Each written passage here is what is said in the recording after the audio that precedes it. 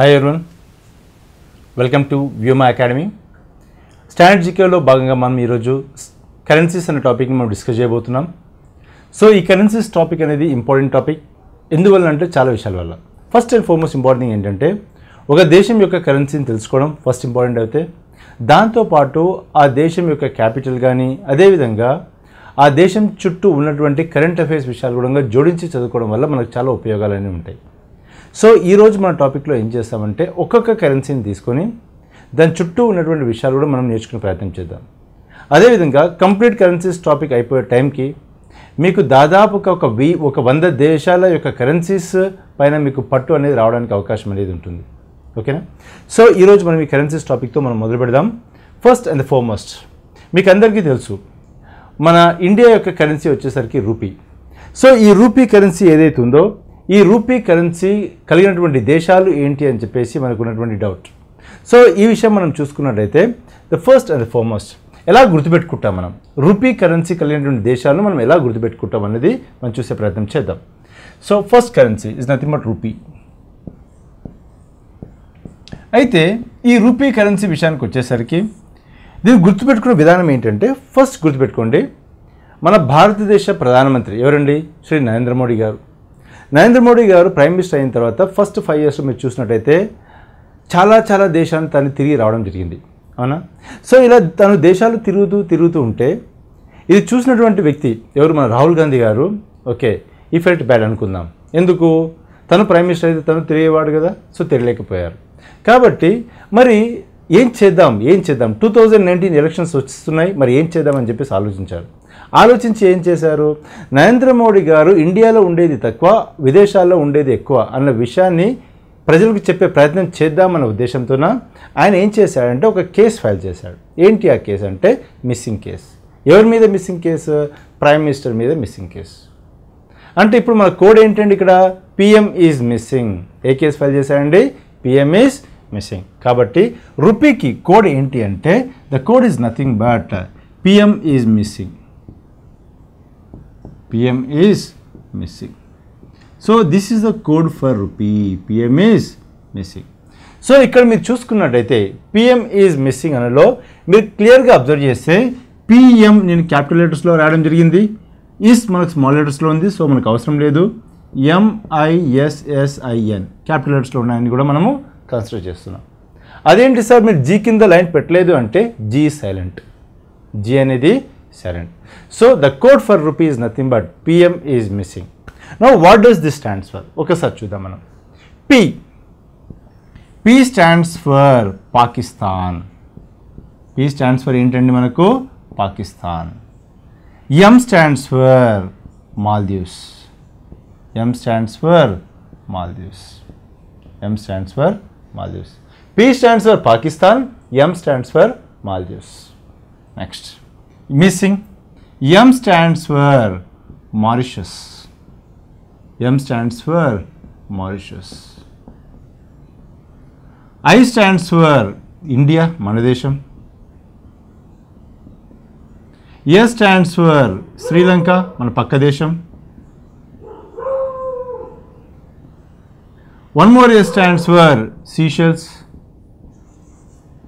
ఇది కూడా మనకు ఇండియన్ ఓషన్లో ఉన్నటువంటి ఒక చిన్న ద్వీపం అండి, కొన్ని ద్వీపాల సమూహం, ఆర్చిపెలగో అంటాం.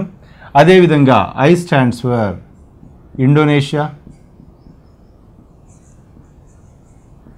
అండ్ లాస్ట్ వచ్చేసరికి మనకు N stands for Nepal. N stands for Nepal. So rupee అన్న కరెన్సీ రూపీ ఉండొచ్చు, రూపియా ఉండొచ్చు. ఎందుకంటే మనకు కొద్దిగా ఇండోనేషియాకు, మాల్దీవ్స్కి రూపియా లాగా కొద్ది స్మాల్ చేంజెస్ అనేవి ఉంటాయి. కాబట్టి ఈ రూపీ కరెన్సీ ఉన్నటువంటి దేశాల సమూహం ఏంటి అంటే P for Pakistan, M for Maldives, M for Mauritius, I for India, S for Sri Lanka, S for Seychelles, I for Indonesia, N for Nepal. So బేసికల్గా these are the countries having the currency called rupee. So rupee అంటేనే మన భారతదేశ ప్రధానమంత్రి ఎవరు? శ్రీ నరేంద్ర మోడీ గారు. శ్రీ నరేంద్ర మోడీ గారు ఎక్కడికి వెళ్ళారు? విదేశాలకు వెళ్ళిన నరేంద్ర మోడీ గారి పైన ఎటువంటి కేసు ఫైల్ చేశాం? PM ఈజ్ మిస్సింగ్ అనే కేసు ఫైల్ చేశాం. కాబట్టి PM is missing. Pakistan, Maldives, Mauritius, India, Sri Lanka, Seychelles, Indonesia, Nepal. These are the countries having the currency called rupee. నిజంగా ఎవరైనా కేసు ఫైల్ చేశారా? ఎవరు ఫైల్ చేయలేరు. మనం గుర్తుపెట్టుకోవడానికి అలా ఒక స్టోరీని మనం అల్లుకున్నాం అనమాట. ఓకేనా? అయితే ఇలా రాసుకున్న తర్వాత ఫస్ట్ అండ్ ఫార్మోస్ట్ మనం తెలుసుకోవాల్సింది ఏంటంటే ఆ దేశాల యొక్క రాజధానులు ఏవేని తెలుసుకోవాలి. వేరే విషయాలు తెలుసుకునే ముందు మనం ఫస్ట్ అది తెలుసుకోవాలి. సో ఒక్కసారి చూసినప్పుడు పాకిస్తాన్, మనకందరికీ తెలుసు పాకిస్తాన్ యొక్క రాజధాని ఏదండి? ఇస్లామాబాద్. ఇది చాలామందికి మనకు తెలుసు. పాకిస్తాన్ యొక్క రాజధాని ఏంటంటే మనకు ఇస్లామాబాద్. అదేవిధంగా మన మాల్దీవ్స్ యొక్క రాజధాని ఏంటండి మనకు? మాలే. ఎవరైనా రన్నింగ్ నోట్స్ తీసుకునే వాళ్ళు గుర్తుపెట్టుకోండి, మీరు రాసే విధానం కూడా ఇలానే ఉండాలి. అంటే పిఎం ఒకవైపు రాయాలి, మిస్సింగ్ అనేది మనకి ఇంకోవైపు రాయాలి. ఈ విధంగా మనకి ఏంటంటే ఒక చిన్నది ఒకటి పెద్దది అని ఒక డిస్టింక్షన్ కనిపించినప్పుడు గుర్తుపెట్టుకోవడానికి అవకాశం ఎక్కువగా ఉంటుంది. గ్రాఫికల్గా మనం గుర్తుపెట్టుకోవడం చాలా చాలా సింపుల్ అండి. So P for Pakistan, M for Maldives. Pakistan capital Islamabad and Maldives capital వచ్చేసరికి మాలే. అదేవిధంగా ఇక్కడ మనం మారిషస్ లాంటి కంట్రీస్ చూసినప్పుడు మారిషస్ యొక్క క్యాపిటల్ ఏంటి అంటే మారిషస్ యొక్క క్యాపిటల్ వచ్చేసరికి మనకు పోర్ట్ లూయిస్. ఏంటంటే క్యాపిటల్ అండి? Port Louis. సో ఒక్కసారి నేను రబ్ చేసి అది క్లియర్గా రాస్తాను. ఇక్కడ ఫస్ట్ ఏంటంటే మనకు పాకిస్తాన్ క్యాపిటల్ ఏమని చెప్పాము మనము? ఇస్లామాబాద్. నెక్స్ట్ వచ్చేసరికి మనకి ఏంటండి? మాల్దీవ్స్ యొక్క క్యాపిటల్ ఏంటండి? మాలే. ఇక్కడ చూడండి మారిషస్ క్యాపిటల్ వచ్చేసరికి మనకు పోర్ట్ లూయిస్. ఏంటండి? Port Louis. ఇండియా మీకు అందరికీ తెలిసిందే, ఇండియా క్యాపిటల్ న్యూఢిల్లీ. ఏంటండి? న్యూఢిల్లీ. తర్వాత శ్రీలంక, వెరీ వెరీ ఇంపార్టెంట్. చాలామంది మనం ఏమనుకుంటాము, శ్రీలంక క్యాపిటల్ వచ్చేసరికి మనం కొలంబో అనుకుంటాం. కానీ కొలంబో యొక్క అవుట్స్కర్ట్స్లో మన క్యాపిటల్ని పెంచుకోవడం జరిగింది. ఈ పెంచుకున్న తర్వాత క్యాపిటల్ పేరు వచ్చేసరికి మనకు జయవర్ధనేపురా. ఏంటండి? జయవర్ధనేపురా. ఇది కొత్త విషయం, కొద్దిగా గుర్తుపెట్టుకోవాలి. జయవర్ధనేపురా. అదేవిధంగా సీషెల్స్ అన్న దేశం ఏదైతుందో ఇది చిన్న దేశం అండి. ఈ చిన్న దేశము, ఈ దేశం ఉండేది మాత్రం మనకు ఇండియన్ ఓషన్లో, కానీ ఇది మనకు ఏషియాలో పార్ట్ కాదు, ఇది ఆఫ్రికాలో పార్ట్. ఆఫ్రికాలో అతి చిన్న దేశం ఏది అంటే is none other than Seychelles. So అది గుర్తుపెట్టుకోండి. ఈ సీషెల్స్ యొక్క క్యాపిటల్ వచ్చేసరికి మనకు విక్టోరియా. సీషెల్స్ యొక్క క్యాపిటల్ ఏంటంటే మనకు Victoria is the capital of Seychelles. అదేవిధంగా ఇండోనేషియా. ఐఫర్ ఏంటండి? ఇండోనేషియా విషయానికి వచ్చేసరికి క్యాపిటల్ వచ్చేసరికి మనకు జకార్తా. కానీ ఈ జకార్తా క్యాపిటల్ని మనం చేంజ్ చేయబోతున్నాం. We're going to change the capital of Jakarta to something called as East Kalimantan. అంటే ఈస్ట్ కాళీమంతన్కు జకార్తా యొక్క క్యాపిటల్ని మనం మార్చుతున్నాము. ఎందుకు అంటే జకార్తా అనేది సముద్ర స్థాయికి కిందికి రాబోతుంది కాబట్టి ముందు జాగ్రత్తగా కొత్త క్యాపిటల్ని మనము క్రియేట్ చేసుకునే ప్రయత్నం చేస్తున్నాం. ఎవరు? ఇండోనేషియా వాళ్ళు. అండ్ లాస్ట్ వచ్చేసరికి మనకు నేపాల్ క్యాపిటల్ వచ్చేసరికి మనకు కాఠ్మండు. ఏంటండి? కాఠ్మండు. ఇది మనకు ఉన్నటువంటి current Capitals of rupee currency. So మరొకసారి చూడండి, PM is missing. P for Pakistan, Islamabad. M for Maldives, మాలే. M for Mauritius, port Louis. I for India, New Delhi. Yes for Sri Lanka, జయవర్ధనేపురా. One more yes for Seychelles, Victoria. I for Indonesia, Jakarta, and N for Nepal, Kathmandu. And ఇంకోటి వచ్చేసరికి G is silent. Okay. So దీని ద్వారా మనకు Capitals తెలిసినాయి, currencies తెలిసినాయి. ఒక్కరితో అయిపోతుందండి? లేదు, ఇంకా చాలా విషయాలు మనం కొన్ని తెలుసుకోవాలి. ఏంటి ఆ విషయాలు? సో ఈ కంట్రీకి సంబంధించినటువంటి ఇంపార్టెంట్ కరెంట్ అఫైర్స్ ఏమైనా ఉంటే కూడా వాటిని కూడా మనం తెలుసుకునే ప్రయత్నం మనము చేద్దాం. ఒకసారి చూడండి. ఇక్కడ ఫస్ట్ అనుకున్నది ఏంటంటే పాకిస్తాన్ క్యాపిటల్ మీకు తెలుసు ఇస్లామాబాద్. మరి పాకిస్తాన్ సంబంధించి ఏమైనా కొత్త కరెంట్ అఫైర్స్ ఉన్నాయా అంటే ఒక విషయం ఉందండి. ఏంటి అంటే వెరీ వెరీ ఇంపార్టెంట్, FATF అంటే ఏంటండి? FATF stands for financial action task force. Financial action task force. ఈ ఫినాన్షియల్ యాక్షన్ టాస్క్ ఫోర్స్ అనే ఒక అంతర్జాతీయ సంస్థ. వీళ్ళు ఏం చేస్తూ ఉంటారు అంటే ప్రపంచవ్యాప్తంగా ఏదైనా ఒక దేశము టెర్రరిజం కోసం వాళ్ళ దగ్గర ఉన్నటువంటి ఫండ్స్ను ఖర్చు పెడితే వాళ్ళని ఐడెంటిఫై చేసి వాళ్ళని బ్లాక్ లిస్ట్లో కానీ గ్రే లిస్ట్లో కానీ వేసే ప్రయత్నం చేస్తారు.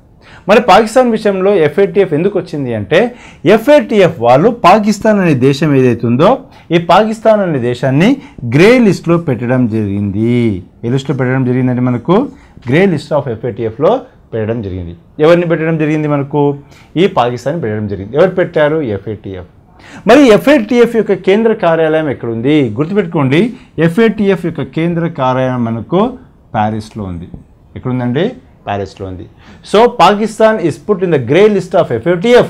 FATF యొక్క కార్యాలయం మనకు ప్యారిస్ అనే పట్టణంలో ఉంది. ఓకే, సో ఇది ఒక ఇంపార్టెంట్ ఆస్పెక్ట్. ఇండియా ఎప్పుడు వైట్ లిస్ట్లో ఉంటుంది.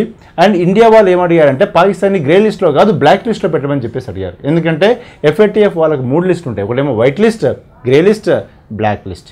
చాలా దారుణంగా ఉంటే బ్లాక్ లిస్ట్లో పెడతారు, లేకపోతే గ్రే లిస్ట్లో పెడతారు. స్వచ్ఛంగా మంచిగా ఉంటే మనకు వైట్ లిస్ట్లో పెడతారు. సో ఈ విధంగా పాకిస్తాన్ యొక్క స్థానాన్ని గ్రే లిస్ట్లో పెట్టడం జరిగింది. ఇది ఒక ఇంపార్టెంట్ ఆస్పెక్ట్. ఓకేనా? అదేవిధంగా ఈ మాల్దీవ్స్ అనేది ఏదైతే ఉందో ఆల్రెడీ మనం మాల్దీవ్స్ గురించి మాట్లాడుకున్నాం. మాల్దీవ్స్ యొక్క క్యాపిటల్ వచ్చేసరికి మనకు మాలే. బాగానే ఉంది. అయితే ఈ మాల్దీవ్స్ ఏవైతే ఉందో ఈ మాల్దీవ్స్ యొక్క ప్రధాని ఎవరైతే ఉన్నారో ఆయన పేరు ఇబ్రహీం మొహమ్మద్ సోలీ. ఏం పేరండి? ఇబ్రహీం మొహమ్మద్ సోలీ. ఈ వ్యక్తి కూడా మనకు కొద్ది ఇంపార్టెంట్. ఎందుకంటే ఇంతకుముందు ఎవరైతే ప్రధాని ఉన్నారో ఆ వ్యక్తి చైనాకు చాలా ఫేవర్గా ఉండే వ్యక్తి. ఇప్పుడు మనకి ఈయన వ్యక్తి ఇండియాకు చాలా ఫేవర్గా ఉన్నారు. ఇంకొకటి ఏంటంటే సముద్ర స్థాయి పెరగడం వల్ల, గ్లోబల్ వార్మింగ్ వల్ల, భూతాపం వల్ల సముద్ర స్థాయి పెరిగితే మొట్టమొదటిగా మునిగిపోయే దేశం ఏదంటే మాల్దీవ్స్. అండ్ ఈ మాల్దీవ్స్కి మెయిన్ సోర్స్ ఆఫ్ ఇన్కమ్ మొత్తం కూడా మనకు టూరిజం ద్వారా వస్తుందండి. సో ఈ విధంగా మనకు మాల్దీవ్స్ కూడా కాస్త ఇంపార్టెంట్. ఓకేనా? తర్వాత మిస్సింగ్ ఏమున్నాయండి? Mauritius, India, Sri Lanka, Seychelles, Indonesia, Nepal. So Mauritius విషయానికి వచ్చినప్పుడు ఏముంటుంది మనకు? మారిషస్ అంటే గుర్తుపెట్టుకోండి, మారిషస్ క్యాపిటల్ గురించి ఆల్రెడీ మనం చూసుకున్నాము. What is capital of Mauritius అండి? Port Louis. మారిషస్ ఎందుకు ఇంపార్టెంట్ అంటే బేసికల్గా మారిషస్ అనేవి ఒక tax haven country. Tax haven country అంటే ఏంటి? పన్నుల స్వర్గధామం. అంటే ఇక్కడ పన్నులు లేకపోవడం కానీ చాలా తక్కువ పన్నులు కానీ ఇవ్వడం అనేది జరుగుతుంది.